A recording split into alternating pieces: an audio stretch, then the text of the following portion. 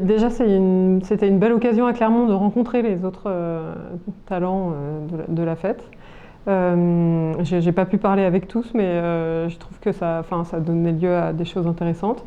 Et puis après, ce que ça représente pour moi, je pense que, en tout cas pour le film et pour l'équipe du film, pour nous tous, c'est un peu une reconnaissance du travail qui a été fait pendant plus de 8 mois autour de ce film. Et c'est un petit, on va dire, c'est un coup de projecteur de plus qui est de toute façon agréable à vivre et qu'on prend comme il vient, quoi.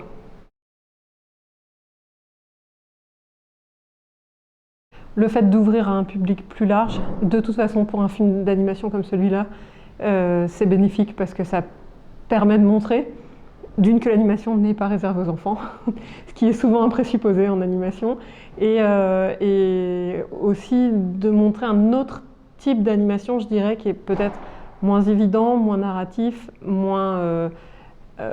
plus sur la sensation et moins forcément dans raconter pile poil une histoire de A à Z avec des passages très simples et très faciles à comprendre.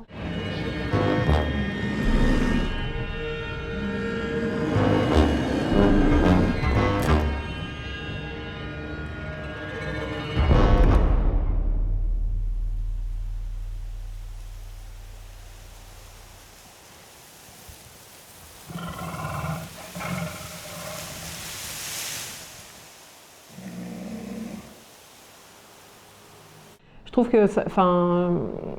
trouve que de faire partie de ce programme-là, justement, ça permet au film d'acquérir, aux yeux du public, une valeur un peu différente de celle qu'il aurait s'il était voilà, très confidentiel et qu'on dit bah oui, effectivement, de toute façon, ce genre de film, personne n'y comprend rien. Voilà. C'est vrai que ce coup de projecteur que nous offre la fête du court, il est aussi, il permet aussi de mettre en valeur des films moins évidents vis-à-vis du public et de défendre des choses dans le court-métrage qui sont quand même importantes, moi à mes yeux en tout cas.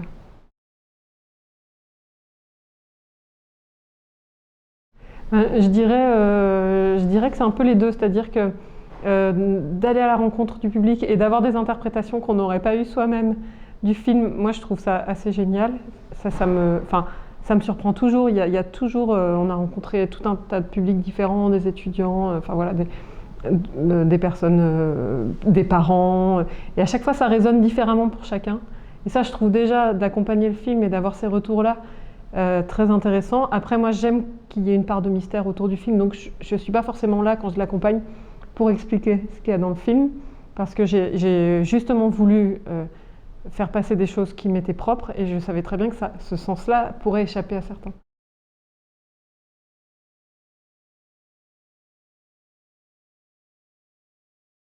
Je suis hyper flattée et je suis hyper contente que le film puisse être vu à une aussi grande échelle. D'autant que vous dites que c'est mon troisième film, mais c'est quand même c'est le premier qui est réellement produit de manière, je dirais, classique. Et donc c'est le film, parmi les trois, c'est vraiment celui qui a aujourd'hui qui a pu être vu le plus. Et c'est vraiment une chance de participer à cette fête cette année et d'en être. Et surtout d'en voir des films. Je suis très contente comme spectatrice aussi.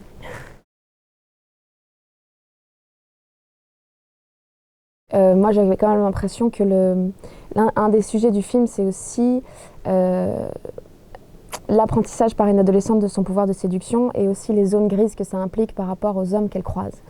Et donc, c'est vrai que j'ai l'impression que c'est plus intéressant de l'aborder. Enfin, en tout cas, pour moi, j'imaginais qu'on pouvait l'aborder en ayant peut-être une expérience soi-même de ce genre de rapport. Et donc, j'avais l'impression qu'un public très adolescent serait peut-être un peu jeune en fait pour ce type de sujet. Mais je me rends compte qu'il a notamment été au festival Cookie à Berlin en parallèle d'Interfilm. Et il était programmé, et c'était un de ses premiers festivals, il était programmé dans une compétition pour enfants, film pour enfants, 14 ans aussi, autour de 14 ans. Et ça a été une première surprise. Et en fait, il y a eu beaucoup d'échanges là-bas avec des adolescents. Et ça a été génial parce qu'effectivement, il y a des sujets qui les bousculent peut-être un petit peu, enfin certains, ceux qui y sont sensibles. Mais au moins, il y avait un vrai dialogue autour de ça. Et puis, il y a le sujet de l'avortement, il y a le sujet de de la maternité, de la construction d'une jeune femme par rapport à sa mère. Enfin, il y a toutes sortes de sujets qui aussi les touchent. Et en fait, 14 ans, on n'est pas si jeune que ça. Et le personnage du film en a 16, mais quand on tournait le film, elle en avait 15. Elle venait d'en avoir 15. Donc peut-être que c'est moi qui avais une vision un petit peu erronée de ce que c'est que d'avoir 14 ans en 2020.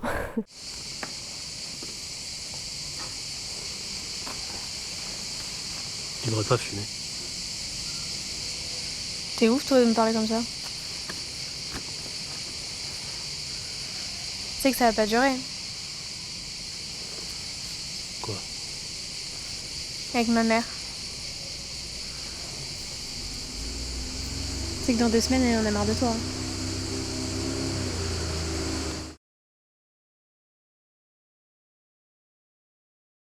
J'ai pas de nécessité à produire absolument. Je dois pas faire un film parce que en fait je travaille par ailleurs.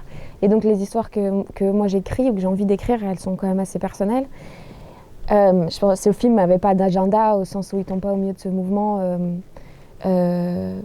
par volonté, mais je pense qu'il y a une colère et il y a un besoin de se faire entendre chez les femmes qui datent pas d'hier mais qui prend vraiment de l'ampleur aujourd'hui. Et moi je suis très heureuse de pouvoir hériter déjà des combats qui ont été menés par avant et qui font que je peux faire mon film, qui font qu'il soit vu. Après, je pense que cette démarche était vraiment très personnelle et c'est des sujets qui, moi, en tant que femme, me touchent, que j'ai l'impression... C'est des personnages féminins qui m'intéressent, qui me ressemblent et dont j'ai envie de traiter, quoi. Mais je pense que la chance que j'ai, moi, c'est de pouvoir faire ces films-là dans ce contexte qui fait qu'on donne peut-être davantage d'importance, ou en tout cas, on donne un œil plus attentif on jette un œil plus attentif à ces productions-là, à ces productions de femmes. Mais les sujets dont le film traite et les personnages qui sont dans le film existaient déjà avant. Et je pense que moi, je les aurais écrits, qu'importe le contexte.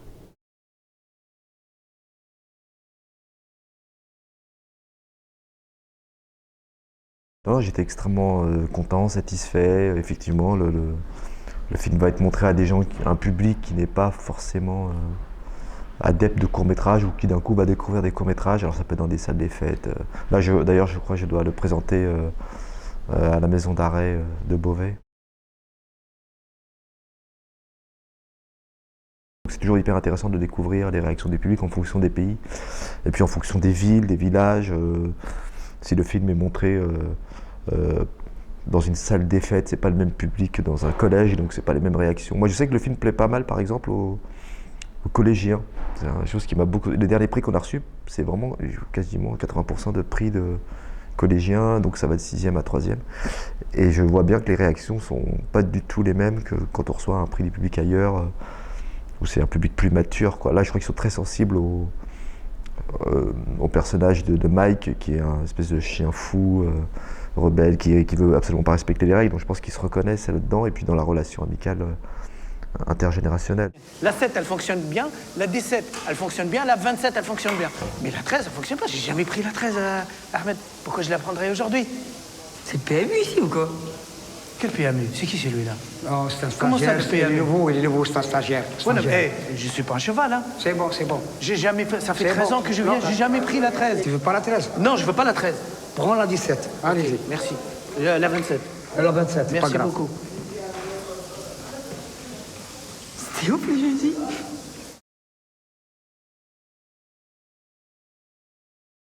Ouais, j'aimerais bien passer au long. D'ailleurs, le Chien d'Ahmed est presque une espèce d'accident, en fait, un heureux accident, mais un accident quand même, parce que en fait, moi, la dernière caravane datait de 2012, je crois, ou 2013, je sais plus. Donc, dans mon esprit, j'avais fait le tour du court-métrage, je voulais vraiment passer à autre chose. Et ensuite, donc je suis parti sur l'écriture d'un long-métrage qui a pris beaucoup de temps et beaucoup d'énergie, et ça a été très difficile, à la fois à écrire, à essayer de monter le film. Donc je me suis confronté à des enjeux que moi j'ignorais, en fait. Parce que le court-métrage, même si c'est difficile, ça reste On arrive toujours au bout d'un court-métrage. On y arrive en fait à faire un court-métrage. À partir du moment où on met un peu de cœur, d'envie, d'enthousiasme, on peut y arriver. Long-métrage, ça suffit pas en fait. Donc du coup, j'étais parti sur un long et ça s'est pas fait. Et c'est vraiment mon envie de mise en scène, de retour, qui m'a fait faire le chien d'Ahmed, d'un scénario que j'avais écrit il y a plus de 15 ans. Mais l'envie de raconter vraiment cette histoire de Shibani. Et donc du coup maintenant, le succès inattendu du film, parce qu'on ne le sait jamais à l'avance, me redonne des envies de long-métrage. Et curieusement, je me demande si c'est pas ce film qui va me permettre d'en faire un en fait.